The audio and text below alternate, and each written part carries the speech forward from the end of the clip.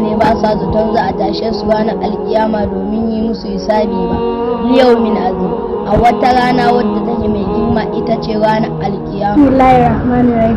Dan tanalul birra, ba za ku taɓa dacewa ba hatta tunfiqu mimma tuhibbun, har sai kun ciyar da abin da kuke so. Yau mai ƙumun nasu rabbil alamin, ranar da mutane za su tsaya a gaban ubangijin halitta duka. Amma tunfiqu min shay'in, abin da kuka so kowane iri ne, fa inna Allaha bihi alim, Allah yana sanar da shi.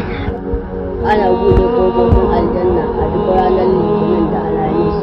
Abin da ake nufi a nan shine shi albudu suna ne na duk wani aikin alkhairi, misali kamar ciyarwa, tufatarwa, duba mara lafiya, taimakon marayu ne da duk wani nau'in alkhairi. Mutumin da yake yin gaba da ɗan uwansa sai a ce ku kyale shi har sai sun yi sulhu, ku kyale shi har sai sun yi sulhu, ku kyale shi har sai sun yi sulhu.